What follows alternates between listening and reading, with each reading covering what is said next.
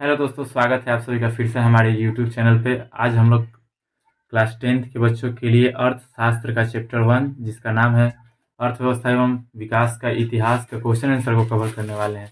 First chapter का जितने भी लघु उत्तरीय एवं दीर्घ उत्तरीय प्रश्न होगा आज की वीडियो में ख़त्म कर दिया जाएगा। लास्ट तक बने रहिएगा। चलिए शुरू करते हैं। हालांकि ये मैं आप लोगों को बता दूं, ये खास करके बिहार बोर्ड के बच्चों के लिए है, जिसमें जो है SCERT के सारे प्रश्न लिए गए हैं। पहला हमारा लघु उत्तरीय प्रश्न पे है, चलते हैं शुरू करते हैं। अर्थव्यवस्था किसे कहते हैं, पहला क्वेश्चन है। तो अर्थव्यवस्था आर्थिक क्रियाओं का एक समूह होता है। अर्थव्यवस्था आर्थिक क्रियाओं का समूह है जिसके अंतर्गत लोग कार्य करके अपनी आजीविका चलाते हैं, इसे ही हम लोग कहते हैं अर्थव्यवस्था। अर्थव्यवस्था आर्थिक क्रियाओं का एक समूह है जिसमें लोग कार्य करके अपनी आजीविका चलाते हैं। पहला क्वेश्चन का आंसर इतना ही है। हर क्वेश्चन का आंसर छोटा होगा, सटीक होगा और आसान भाषा में होगा। नेक्स्ट क्वेश्चन है मिश्रित अर्थव्यवस्था क्या है। जैसे कि अर्थव्यवस्था जो है वो 3 प्रकार के होते हैं, पूंजीवादी, समाजवादी और मिश्रित। तो मिश्रित अर्थव्यवस्था उस अर्थव्यवस्था को कहते हैं जिसमें उत्पादन का जो भी साधन होता है, उत्पादन के साधनों का जो स्वामित्व है वो निजी व्यक्ति और सरकार दोनों के हाथ में होता है। ऐसे अर्थव्यवस्था को हम लोग मिश्रित अर्थव्यवस्था के नाम से जानते हैं। ऐसा अर्थव्यवस्था जिसमें उत्पादन के साधनों का स्वामित्व सरकार एवं निजी व्यक्ति दोनों के हाथ में होती है। नेक्स्ट क्वेश्चन है सतत विकास। सतत विकास को एक और नाम से जाना जाता है सतत पोषणीय विकास। यहाँ पे खुद को थोड़ा सा इधर उधर करना पड़ेगा, ये कुछ कुछ छुप जा रहा है, इसको थोड़ा छोटा ही कर देता है। चलिए हो गया। सतत विकास क्या है। तो सतत विकास की एक ऐसी प्रक्रिया है जिसके अंतर्गत वर्तमान आवश्यकताओं की पूर्ति तो की जाती है, लेकिन इस बात का हमेशा ध्यान रखा जाता है कि हमारे आने वाली पीढ़ी के लिए जो भी हमारे पास संसाधन है वो हमारे आने वाली पीढ़ियों के लिए भी कुछ न कुछ बच जाए, इसे ही हम लोग कहते हैं सतत विकास। यदि भविष्य में आने वाली पीढ़ी की आवश्यकताओं की पूर्ति को क्षति पहुंचाए बिना वर्तमान आवश्यकताओं की पूर्ति की जाती है तो इसे ही हम लोग कहते हैं सतत विकास या सतत पोषणीय विकास। क्वेश्चन का नोट्स बना लीजिएगा जरूर, सब सारे क्वेश्चन के आंसर का नोट्स अपने कॉपी में बना लीजिएगा। नेक्स्ट क्वेश्चन है आर्थिक नियोजन क्या होता है। आर्थिक नियोजन का मतलब होता है संसाधनों का विवेकपूर्ण उपयोग। ऐसा उपयोग कीजिए जिससे देश का विकास हो। स्वार्थ के हित में संसाधनों का उपयोग नहीं करना ही है आर्थिक नियोजन। यहाँ पे अगर दिए गए शब्दों को ध्यान से देखा जाए तो राष्ट्र के विकास को मद्देनजर रखते हुए जितना भी संसाधन उपलब्ध है देश में, उन सभी का उपयोग अगर हम विकासात्मक क्रियाओं में करेंगे तो यह प्रक्रिया कहलाएगा संसाधन नियोजन। देश के विकास को मद्देनजर रखना है, यानी कि मेन फोकस करना है विकास पे, और उसके अनुसार जो उचित लगेगा, यानी कि देश में जो भी संसाधन है उसका उपयोग विकासात्मक क्रियाओं के लिए करेंगे तो उसे हम लोग कहते हैं आर्थिक नियोजन। नेक्स्ट क्वेश्चन, मानव विकास रिपोर्ट क्या है। सबसे पहले बता दें कि ये मानव विकास रिपोर्ट संयुक्त राष्ट्र कार्यक्रम UNDP द्वारा प्रकाशित किया जाता है। UNDP संयुक्त राष्ट्र विकास कार्यक्रम द्वारा प्रकाशित यह रिपोर्ट होता है। इसका काम क्या है, तो ये विभिन्न देशों की तुलना करता है। किस किस आधार पे, तो विभिन्न देशों की तुलना वहाँ पे रहने वाले लोगों के शैक्षणिक स्तर, उनके स्वास्थ्य की स्थिति और प्रति व्यक्ति आय के आधार पर तुलना करता है वहाँ के लोगों का। इसे हम लोग कहते हैं मानव विकास रिपोर्ट। नेक्स्ट क्वेश्चन, आधारिक संरचना पर प्रकाश डालें। तो आधारिक संरचना हम लोग मेनली वे सभी मूलभूत तत्व जो किसी भी क्षेत्र के विकास के लिए जरूरी होता है उसे हम लोग कहते हैं आधारिक संरचना। जैसे किसी भी क्षेत्र का विकास करना है तो सबसे पहले वहाँ पे अच्छा सड़क होना बहुत जरूरी है, बिजली की व्यवस्था होनी चाहिए, बिजली आपूर्ति सही होनी चाहिए, वहाँ बच्चों को पढ़ने के लिए स्कूल होने चाहिए, कॉलेज की भी स्थापना होनी चाहिए, स्वास्थ्य स्थिति सही रहे इसके लिए हॉस्पिटल होना चाहिए, और ये सब जब रहेंगे तभी किसी भी क्षेत्र का विकास हो पाएगा। तो इसलिए कहा जाता है कि वे सभी मूलभूत तत्व जो किसी भी क्षेत्र के विकास के लिए आवश्यक होता है उसे ही हम लोग कहते हैं आधारिक संरचना। वे सभी मूलभूत तत्व जो किसी क्षेत्र के विकास के लिए आवश्यक है उसे हम लोग आधारिक संरचना कहते हैं। जैसे सड़क, बिजली, स्कूल, कॉलेज, हॉस्पिटल, ये सब आते हैं इसमें। यहाँ तक हमारा लघु उत्तरीय प्रश्न 6 ही था। देख लीजिएगा अपने से, स्क्रीनशॉट लेके नोट्स जरूर बना लीजिएगा। पहला, दूसरा, ये तीसरा हो गया, ये चौथा हो गया, पांचवा और ये छठा। अब हम लोग आ जाते हैं दीर्घ उत्तरीय प्रश्न। दीर्घ उत्तरीय प्रश्न थोड़ा लंबा होता है, ध्यान से समझिएगा, याद कीजिएगा इसको। दीर्घ उत्तरीय प्रश्न में पहला है, अर्थव्यवस्था की संरचना से क्या समझते हैं? इन्हें कितने भागों में बांटा गया है? तो अर्थव्यवस्था का संरचना मतलब बनावट। तो अर्थव्यवस्था को 3 भागों में बांट के बनाया गया है। अर्थव्यवस्था का संरचना या ढांचा का मेन मतलब ही होता है विभिन्न उत्पादन क्षेत्रों में इसका विभाजन। यहाँ पे तात्पर्य है विभिन्न उत्पादक क्षेत्रों में इसके विभाजन से है। इसे 3 भागों में बांटा गया है, मुख्यतः 3 भागों में बांटा गया है। पहला है प्राथमिक क्षेत्र। प्राथमिक क्षेत्र क्या होता है? प्राथमिक क्षेत्र को हम लोग कृषि क्षेत्र भी कहते हैं, और इस क्षेत्र के अंतर्गत कृषि आता है, पशुपालन आता है, कृषि, पशुपालन, मछली पालन। नेक्स्ट पेज पे चलते हैं, जंगलों से वस्तुओं को प्राप्त करना, ये सभी जो है प्राथमिक क्षेत्र के अंतर्गत आते हैं। दूसरा क्षेत्र है जिसका नाम है द्वितीय क्षेत्र। द्वितीय क्षेत्र को हम लोग औद्योगिक क्षेत्र के नाम से भी जानते हैं, और इस क्षेत्र के अंतर्गत आता है खनिज, व्यवसाय, निर्माण कार्य, गैस एवं बिजली, ये सभी आते हैं द्वितीय क्षेत्र के अंतर्गत। और तृतीय क्षेत्र के इस क्षेत्र को सेवा क्षेत्र कहा जाता है। इस क्षेत्र को सेवा क्षेत्र भी कहा जाता है, और द्वितीय क्षेत्र को औद्योगिक क्षेत्र, प्राथमिक क्षेत्र को कृषि क्षेत्र कहा जाता है। और सेवा क्षेत्र के अंतर्गत क्या आता है? बैंक, बीमा, परिवहन, संचार एवं व्यापार, ये सभी आते हैं इसके अंतर्गत। तो अर्थव्यवस्था का संरचना या ढांचा का अर्थ है विभिन्न उत्पादन क्षेत्रों में इसका विभाजन, और इसको 3 भागों में बांटा गया है, प्राथमिक क्षेत्र, द्वितीय क्षेत्र और तृतीय क्षेत्र। प्राथमिक क्षेत्र को कृषि क्षेत्र भी कहते हैं, इसके अंतर्गत कृषि, पशुपालन, मछली पालन, कुक्कुट पालन, ये सब आते हैं। द्वितीय क्षेत्र के अंतर्गत आता है औद्योगिक क्षेत्र। द्वितीय क्षेत्र को औद्योगिक क्षेत्र भी कहा जाता है, और इसके अंतर्गत आते हैं खनिज, व्यवसाय, निर्माण कार्य, सड़क, बिजली, गैस इत्यादि। लास्ट है तृतीय क्षेत्र। तृतीय क्षेत्र को सेवा क्षेत्र भी कहा जाता है, और इस सेवा क्षेत्र के अंतर्गत कौन कौन सी क्रियाएं शामिल है? तो इसके अंतर्गत बैंक, बीमा, परिवहन, संचार एवं व्यापार, ये सभी क्रियाएं शामिल है। ये पहला क्वेश्चन खत्म हो गया। दूसरे क्वेश्चन के आंसर की ओर हम लोग बढ़ते हैं। दूसरा क्वेश्चन है, आर्थिक विकास क्या है और आर्थिक विकास तथा आर्थिक वृद्धि में अंतर बताएं। तो आर्थिक विकास क्या होता है? आर्थिक विकास का मतलब होता है अर्थव्यवस्था का विकास होना। देश में जो भी है रुपया पैसा ज्यादा हो जाता है किसी देश का, तो उसे हम लोग आर्थिक विकास कहते हैं। सिंपल भाषा में कहें तो, इसको अच्छे शब्दों में कहा जाए तो कहा जाता है कि अर्थव्यवस्था, आर्थिक विकास एक ऐसी प्रक्रिया है जिससे दीर्घ काल में, 1-2 दिन में होने वाली ये प्रक्रिया नहीं है, दीर्घ काल में, लंबे समय में किसी अर्थव्यवस्था के वास्तविक राष्ट्रीय आय में वृद्धि होती है, उसे ही हम लोग आर्थिक विकास के नाम से जानते हैं।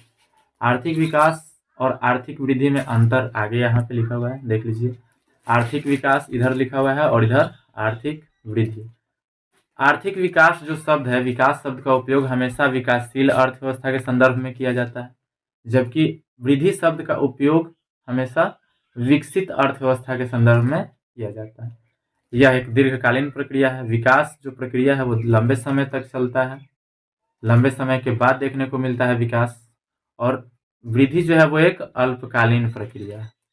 अगर कोई देश गरीब है, निर्धन है, तो निर्धन देशों में आय का बढ़ता हुआ स्रोत या बढ़ता हुआ स्तर आर्थिक विकास का सूचक होता है, और किसी धनी देश में, अगर कोई देश धनी है तो धनी देश में आय का बढ़ता हुआ स्तर आर्थिक वृद्धि का सूचक होता है। आर्थिक विकास में उत्पादकता का उच्च स्तर प्राप्त होता है। इसमें उत्पादकता का उच्च स्तर प्राप्त होता है, तो इसमें वस्तुओं एवं सेवाओं का उच्च स्तर प्राप्त होता है। आर्थिक विकास अर्थव्यवस्था के सभी क्षेत्रों से जुड़ा होता है, और यह केवल आर्थिक क्षेत्र से ही जुड़ा होता है। ये 5 अंतर था आर्थिक विकास एवं आर्थिक वृद्धि में। इसमें 2-3 भी लिख लेंगे तो काम चल जाएगा।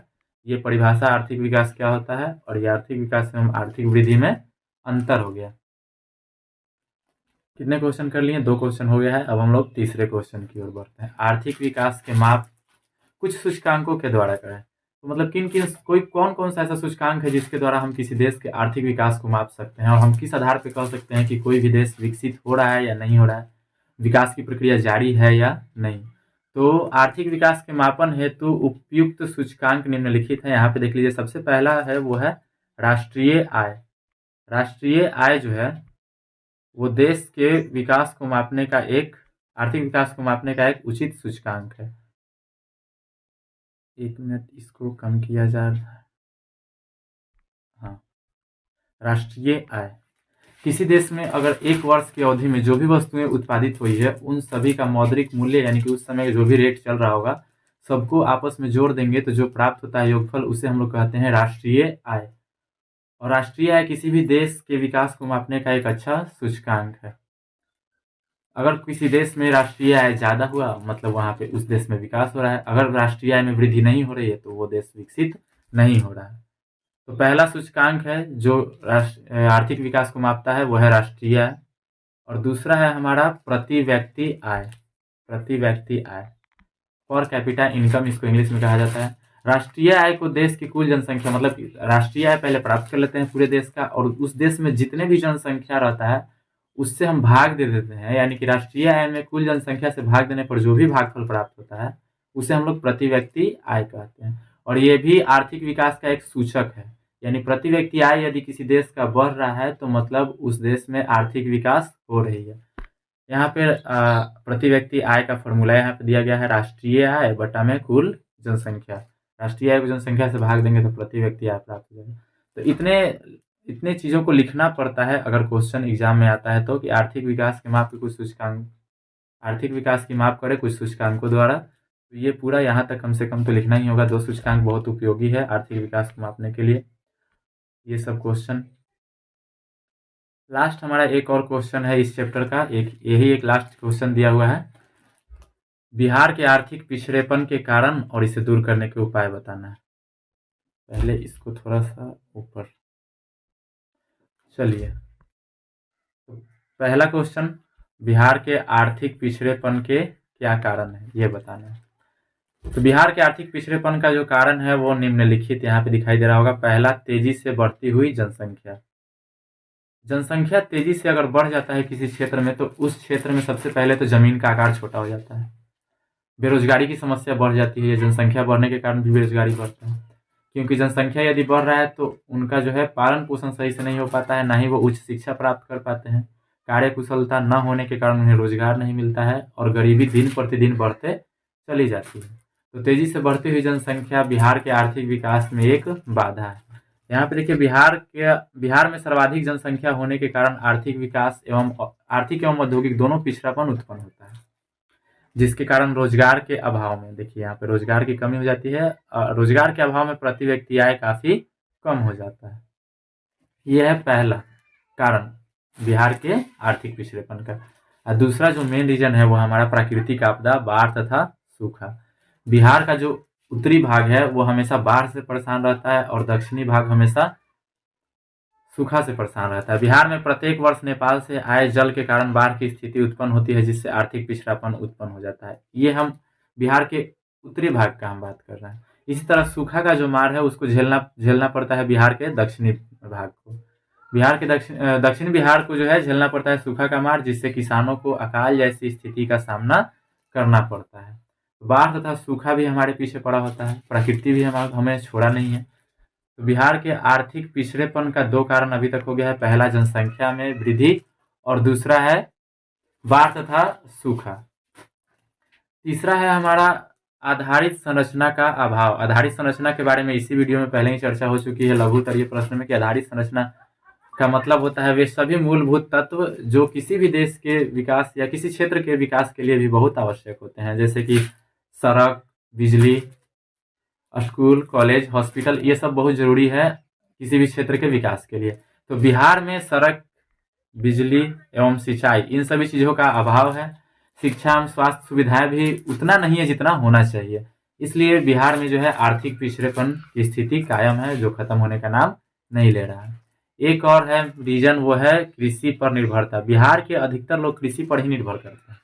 अब एक व्यक्ति अगर किसी चीज़ पर निर्भर करता है और वो चीज़ अगर अच्छा हो तब तो उसकी स्थिति बनते चली जाती है। हम अगर कृषि पर निर्भर करते हैं और कृषि अच्छी खासी हो रही है, अच्छा उत्पादन हो पा रहा है, तो फिर हमें समस्या होगा ही नहीं। लेकिन हम लोग जो है कृषि पर निर्भर करते हैं, लेकिन यहाँ की कृषि की स्थिति सही नहीं है। उत्पादकता दिन प्रतिदिन घटते जा रही है, खाद एवं बीज महंगे होते जा रहे हैं, सही कीमत नहीं मिल पा रहा है अनाज का, तो बिहार की अर्थव्यवस्था पूरी तरह से कृषि पर आधारित है और बिहार की कृषि की हालत ठीक नहीं है। ये भी एक बिहार की समस्या है और जिसके कारण बिहार काफ़ी पिछड़ी हुई है। अब इतना सारा समस्या पता चल ही गया, तो अब इसे दूर करने के उपाय को देख लिया जाए। तो बिहार के आर्थिक पिछड़ेपन को दूर करने के उपाय, कुछ सुझाव यहाँ पे आपको खुद से देना होगा। पूछा जाए कि बिहार के आर्थिक पिछड़ेपन के दूर करने का उपाय क्या बताइएगा आप? तो समस्या पता चल गया, तो उपाय भी आप बता ही दीजिएगा। सबसे पहले क्या करना है, समस्या का अस्थायी निदान करना है, परमानेंट सॉल्यूशन। दूसरा क्या है, कृषि में उत्पादकता बढ़ाने के लिए किसानों को प्रशिक्षित करना बहुत जरूरी है। प्रशिक्षण देना और उनको तकनीकी का ज्ञान कराना बहुत जरूरी है, क्योंकि आज भी बिहार में जो है पुराने ज़माने में पारंपरिक तरीके से कृषि की जाती है, जो बिहार के लिए एक समस्या है। अगर प्रशिक्षित कर दिया जाए किसानों को और तकनीक का ज्ञान हो जाए उनको, तो उच्च तकनीक का उपयोग करके वो उच्च उत्पादकता प्राप्त कर सकते हैं कृषि में। सिंचाई की सुविधा भी जरूरी है। तो कृषि में उत्पादकता बढ़ाने के लिए किसानों को प्रशिक्षण, तकनीक के विकास एवं सिंचाई की व्यवस्था करना बहुत जरूरी है। और इसके अलावा हम क्या कर सकते हैं, तो कृषि आधारित उद्योगों को बढ़ावा देना होगा, जैसे कि शुगर फैक्ट्री, चीनी मिल जो कि बंद हो चुका है।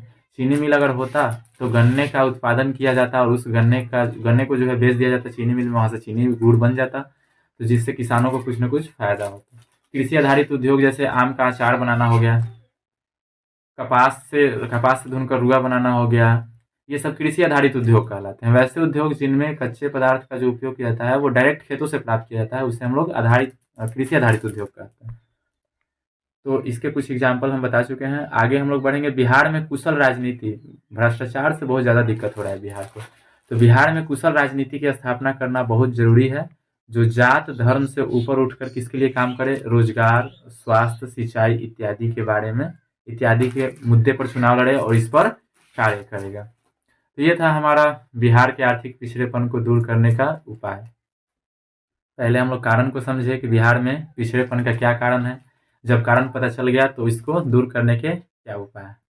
और ये क्वेश्चंस आप लोगों से पूछा जाएगा। फिलहाल तो हम समझा रहे हैं, लेकिन आगे चल के आपसे पूछा जाएगा, तो आप इसी तरह से क्वेश्चन का आंसर लिख सकते हैं, जिससे आपको उचित नंबर प्राप्त हो सके। शुरू से एक बार देख लेते हैं क्या क्या हम लोग आज की क्लास में पढ़े हैं। तो पहला क्वेश्चन था, अर्थव्यवस्था किसे कहते हैं? आर्थिक क्रियाओं के समूह जिसके अंतर्गत लोग कार्य करके आजीविका चलाते हैं, उसे अर्थव्यवस्था कहते हैं। मिश्रित अर्थव्यवस्था, जिसमें उत्पादन के साधनों का स्वामित्व किसी निजी व्यक्ति और सरकार दोनों के हाथ में होती है। सतत विकास का मतलब वर्तमान आवश्यकताओं की पूर्ति कीजिए, लेकिन इस बात को ध्यान में रखते हुए करना चाहिए कि हमारे आने वाली पीढ़ी को अपनी आवश्यकता की पूर्ति करने में कोई परेशानी न हो, इसे सतत विकास कहते हैं। नेक्स्ट, आर्थिक नियोजन क्या होता है? तो आर्थिक नियोजन का मतलब है किसी भी देश के विकास को मद्देनजर रखते हुए जितना भी संसाधन हमारे यहाँ उपलब्ध है उसका उपयोग विकासात्मक क्रियाओं में करना ही आर्थिक नियोजन कहलाता है। नेक्स्ट है, मानव विकास रिपोर्ट क्या होता है? तो इसे जो है प्रकाशित किया जाता है यूएनडीपी द्वारा, संयुक्त राष्ट्र विकास कार्यक्रम। और इसका काम क्या है? तो ये विभिन्न देशों की तुलना करता है कि कौन देश आगे है और किस आधार पे आगे और पीछे बताता है। तो शैक्षणिक स्तर, स्वास्थ्य की स्थिति और प्रति व्यक्ति आय के आधार पर बताता है।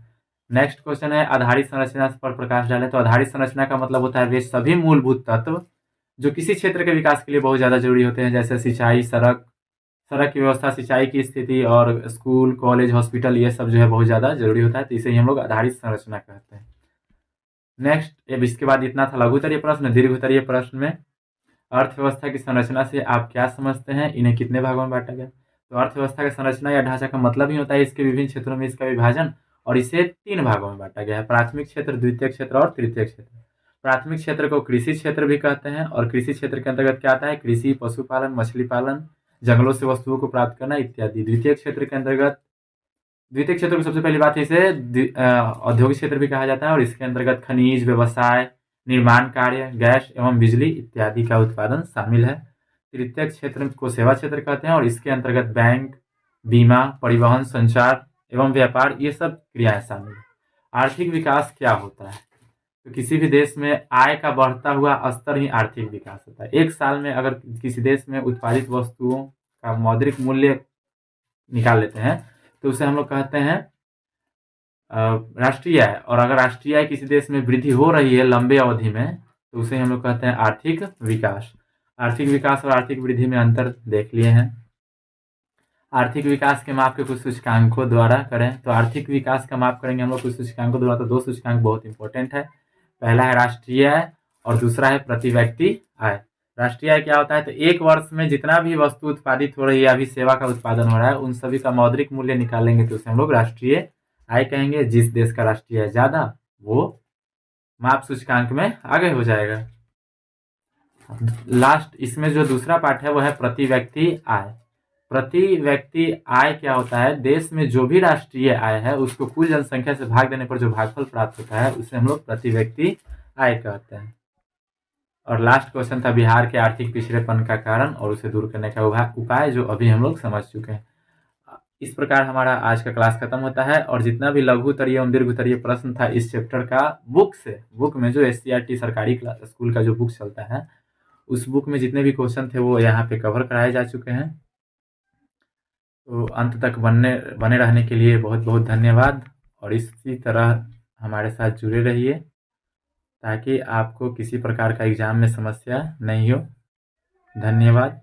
अगर आपको इससे कोई हेल्प मिलता है तो वीडियो को लाइक कीजिएगा, चैनल सब्सक्राइब कीजिएगा, अपने दोस्तों के साथ शेयर कीजिएगा। आज के लिए इतना ही, मिलते हैं अगले वीडियो में।